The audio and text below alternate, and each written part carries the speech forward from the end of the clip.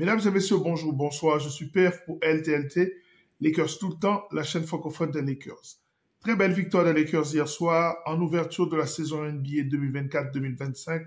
J'ai trouvé par moments cette équipe des Lakers impressionnante. Nous allons analyser ce match, débriefer la performance exceptionnelle d'un certain Anthony Davis. Lakers tout le temps, c'est tout de suite. Step 1, wake up early, gonna rise with the sun. Step 2, get some good, some food in you. Step 3, think real hard about what you wanna be. Step 4, everybody just do your thing. Wake up, today's gonna be a good day. Wake up, today's gonna be a good day.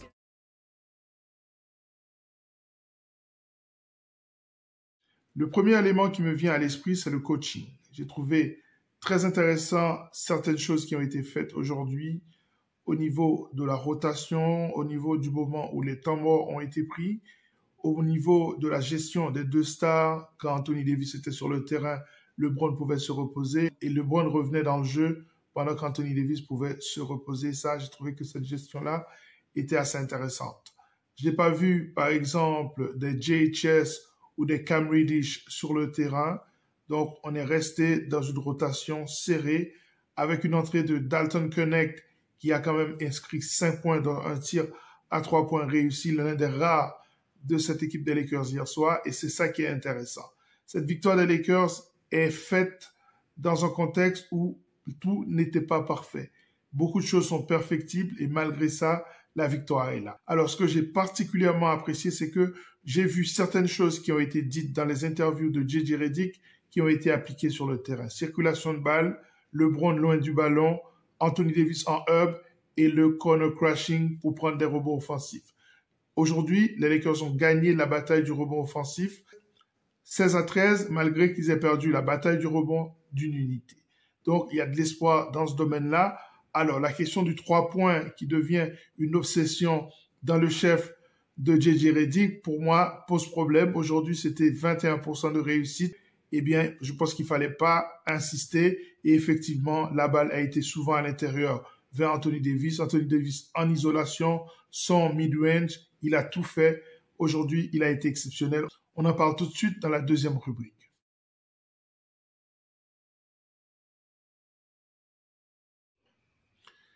Qu'est-ce qu'il a, Anthony Davis? Anthony Davis. Anthony Davis. Bon, autant le dire tout de suite. Si Anthony Davis est à ce niveau-là, ben les Lakers vont être dangereux. Hein? Ah ouais, parce que là, on a vu une performance exceptionnelle.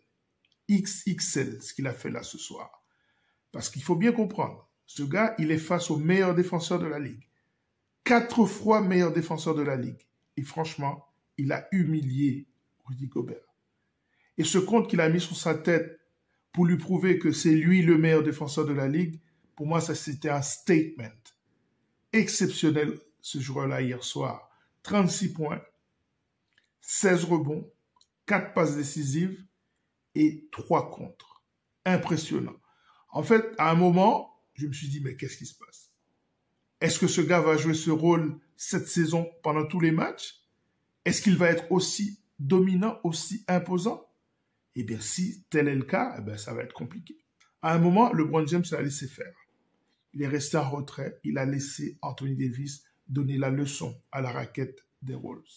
Il les a complètement humiliés. À un moment, je me suis dit, c'est un adulte qui joue face à des enfants. Hook shot, mid-range, ISO, tir à 3 points. Enfin, il a tout fait. Il a vraiment tout fait. C'est impressionnant. Et alors, Anthony Davis a eu de l'aide quand même.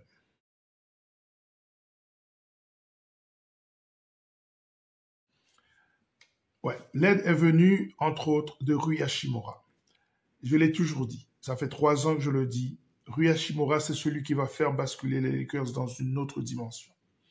S'il est comme ça, s'il est régulier, s'il nous fait 19-5 par soirée, eh bien, ça va être compliqué pour la Ligue. Parce que ce mec-là, c'est un physique, c'est un joueur complet, c'est un joueur qui sait défendre. Je sais que parfois, il est un peu paresseux sur les bords, mais il peut défendre. Et pratiquement, il peut défendre sur 3 postes. le 3, le 4 et le 5.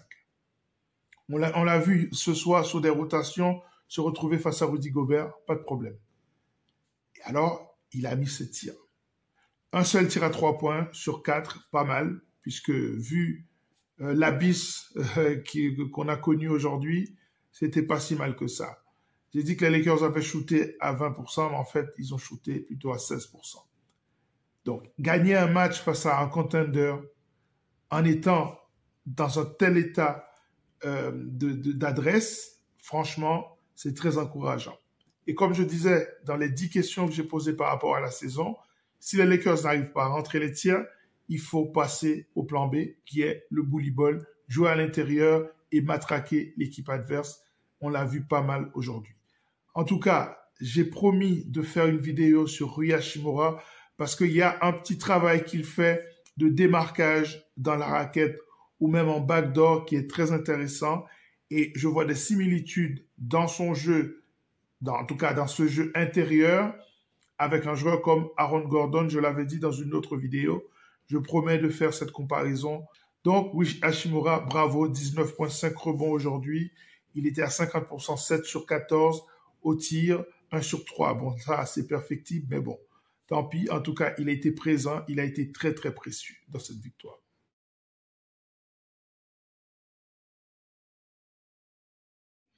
Alors, je dois avouer que j'ai aimé le match de D'Lo ce soir.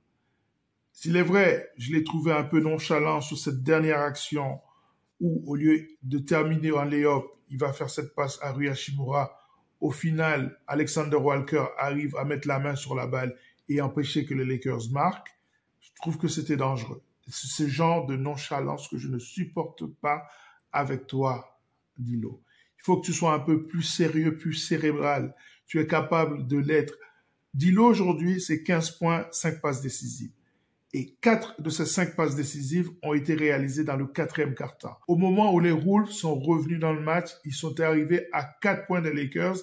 Au lieu de paniquer, D'Lo et son flegme, D'Lo et son calme, D'Lo et son cool a pris les choses en main, distillé 3-4 passes décisives de suite qui ont mis les Wolves KO.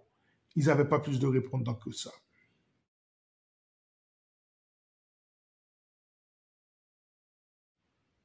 Très bon match d'Austin Reeves. Je l'ai vu beaucoup sur la balle, en attaquant en pick and roll, en attaquant le job coverage. Il a posé pas mal de problèmes à Rudy Gobert. 2 rebonds exceptionnels, 2 rebonds offensifs pris sur la tête de toute la défense des Wolves. Il a fini avec 12 points. Très intéressant ce qu'il a fait hier soir, Austin Reeves.